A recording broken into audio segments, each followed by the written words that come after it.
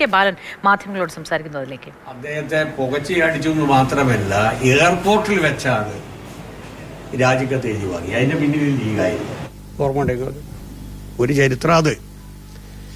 ഈ കഴിഞ്ഞ തെരഞ്ഞെടുപ്പിൽ പ്രതിപക്ഷ നേതാവാണ് ഞാൻ എന്ന് രമേശ് ചെന്നിത്തല പാടി നടന്നതാണ്. മുഖ്യമന്ത്രി അല്ലെങ്കിൽ മുഖ്യമന്ത്രിയാകാൻ ആഗ്രഹം എനിക്കുണ്ട്, മോഹമുണ്ട്, അത് തെറ്റല്ല എന്നൊക്കെ അദ്ദേഹം പറഞ്ഞു. അവസാനം നിയമസാമാജികന്മാരിൽ ഭൂരിപക്ഷം രമേശ് ചെന്നിത്തലക്ക് ഉണ്ടായിട്ട് പോലും അദ്ദേഹത്തെ ചതിച്ചു. ഹൈക്കമാൻഡ് നേരിട്ട് ഇടപെട്ടു. അതിന്റെ പിന്നിലും ആരാണ് എന്നുള്ളത് എല്ലാവർക്കും അറിയാം. ഞാനീ പറയുന്നതൊന്നും ഒരു കളവുമല്ല. അവസാനം രമേശ് ചെന്നിത്തല പറഞ്ഞൊരു കാര്യം, പത്രക്കാരോട് പറഞ്ഞ കാര്യം, ഈ നാടകം ഇങ്ങനെ കളിക്കേണ്ടതുണ്ടായിരുന്നില്ലല്ലോ, എന്നോട് നേരിട്ട് പറഞ്ഞാൽ മതിയായിരുന്നല്ലോ. ഇതൊരു നാടകം. മറ്റൊരു നാടകം, ഉമ്മൻചാണ്ടിയുടെ ഭരണകാലത്ത് ഒരു വലിയ വിവാദമായൊരു പരാമർശം NSSന്റെ ജനറൽ സെക്രട്ടറി നടത്തിയിരുന്നു. താക്കോൽ സ്ഥാനം ഞങ്ങളുടെ സമുദായത്തിലുള്ള ഒരാൾക്ക് വേണമെന്ന്.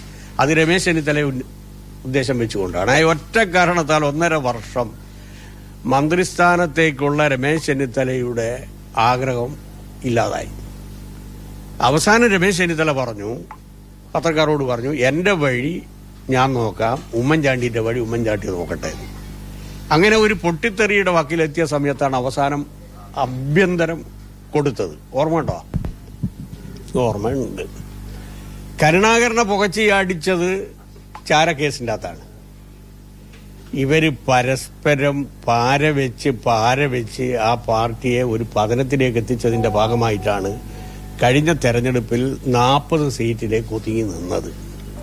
VN സുധീരനെ മൂലക്കിരുത്തി, മുല്ലപ്പള്ളിയെയും മൂലക്കിരുത്തി. ഇപ്പോൾ രണ്ടാളെയും പൊടിയൊക്കെ മുട്ടി നല്ല കതറിന്റെ ഷർട്ടൊക്കെ കൊടുത്ത് രംഗത്തിറക്കാൻ വേണ്ടി ശ്രമിക്കുന്നുണ്ട് എന്നാണ് കേൾക്കുന്നത്. എന്തോ ആയിക്കോട്ടെ, അവരുടെ അഭ്യന്തര കാര്യം.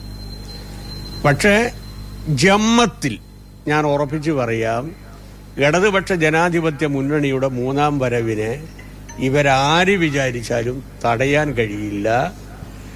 ഇടതുപക്ഷ ജനാധിപത്യ മുന്നണി തന്നെ അധികാരത്തിൽ വരും.